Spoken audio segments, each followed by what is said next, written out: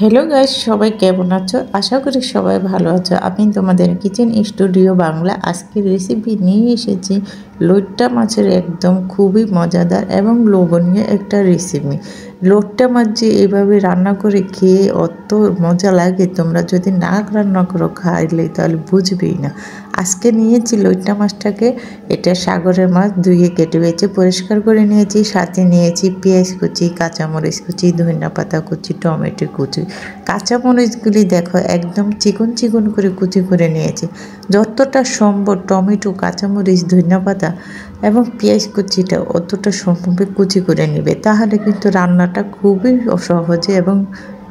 সহজ এবং খুবই চটপটে রান্নাটা হয়ে যাবে। চলো পুরো রান্নাতে চলে যাই। আর লবণ আর হলুদ দিয়ে মাছ সবাই ভাজতে জানো, সেই জন্য আর দেখাইলাম না। আমি নুন আর হলুদ দিয়ে ভালো করে মাছটাকে মাখিয়ে তেলের মধ্যে ভেজে নিচ্ছি। তোমরা কিন্তু ভয় পেও না, এভাবে পানি বের হলে সমস্যা না। লইট্টা মাছ পানি মাছ, একটু পানি বের হবে। পানিটা বের হয়েছে, মাছটাকে কিন্তু কাঁটাগুলো সম্পূর্ণ বেছে বেছে ফেলে দিয়েছি ভাজার পরে। লইট্টা মাছের কাঁটাটা খেতে ভালো লাগে না কাঁচা মাছের, সেই জন্য কিন্তু ফেলে দিয়েছি। আর এইভাবে কিন্তু রান্না করলে বড় ছোট সবাই খেতে পারবে, খুবই মজা। লইট্টা মাছের কাঁটার মধ্যে যে বিজল আকারে থাকে, এটা ফেলে দিলে আর কোনো বিজল লাগবে না, মাছটা ঝরঝরে খেতে অসাধারণ লাগবে। দেখো একদম কাঁটাগুলো আমি ফেলে দিয়েছি। আর লইট্টা মাছের কাঁটাটা ফেলতে খুবই সহজ। এখন দেখো রান্নার জন্য কিন্তু পেঁয়াজটাকে হালকা ভেজে নিয়েছি। এর মধ্যে হলুদ গুঁড়ো, লবণ, মরিচের গুঁড়ো, আদা রসুন বাটা 1/4 চামচ আর 1/2 চামচ দিয়েছি। আর টমেটোটা একসঙ্গে দিয়ে ভালো করে তেলের মধ্যে নেড়ে চেড়ে কিছুক্ষণ ভেজে নিব। যেহেতু সব কিছুই অল্প অল্প করে চিকন চিকন করে কেটে দিয়েছি, এতে ভাজতে একদম সময় নেয় না। দেখো একদম সময় নেয় না, কষানো হয়ে যাচ্ছে। এখন কিন্তু আমি দিয়ে দেবো ওই যে কাঁটাগুলি বেছে রেখেছি না, কাঁটাগুলি ধুয়ে যে মাছটা বের হয়েছে ওই মাছের পানিটা দিয়ে দিলাম। এখন আলতো করে নেড়েছে আরও কিছুক্ষণ মিশিয়ে নেব।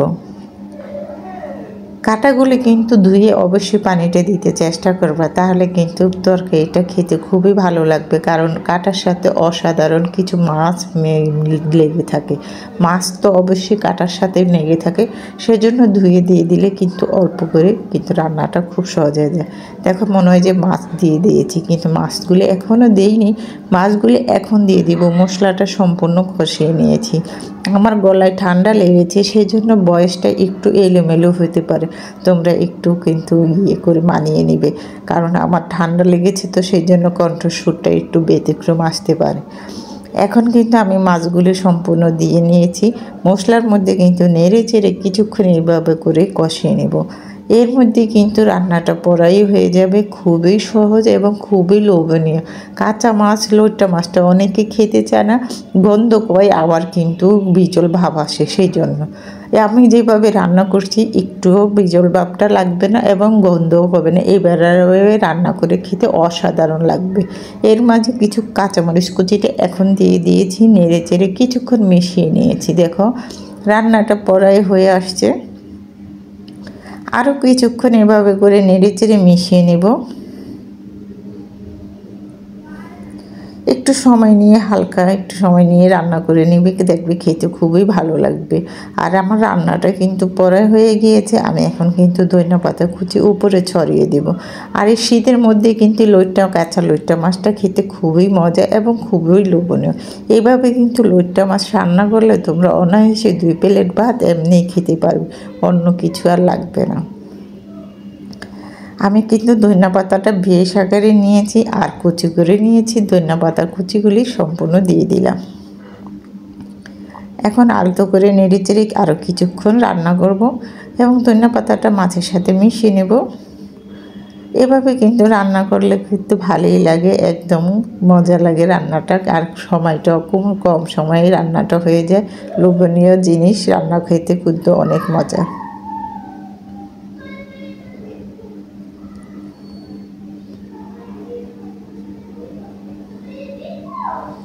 দেখো আমার কিন্তু রান্নাটা প্রায় হয়ে আসছে। আমি কিন্তু তরকারিটা নামিয়ে নিয়েছি। দেখো লইট্টা মাছের পাতুরিটা দেখতে কতটা সুন্দর এবং লোভনীয় লাগছে। এই তরকারিটা তুমি গরম ভাত ঠান্ডা ভাত দুইটা দিয়ে খেতে পারবে, খেতে কিন্তু অসাধারণ মজা এবং খুবই লোভনীয়। আজকের রেসিপিটা তোমাদের কাছে যদি ভালো লেগে থাকে অবশ্যই আমার ইউটিউব চ্যানেলটা লাইক এবং লাল বাটনটা টিপ দিয়ে দেখবে, তাহলে নিত্য নতুন রেসিপিগুলি তোমাদের বাড়ি প্রথম পৌঁছে যাবে। আর আমার এই রেসিপিটা যদি ভালো লেগে থাকে অবশ্যই কমেন্ট করে মতামতটা জানাবে কেমন হয়েছে। আজকের মতো বিদায়, অন্য কোনো দিন অন্য একটা রেসিপি নিয়ে চলে আসবো। সবাই ভালো থাকবে, সুস্থ থাকবে, নিরাপদ থাকবে। ভালো লেগে থাকলে অবশ্যই আমার সঙ্গে থাকবে। আল্লাহ হাফেজ।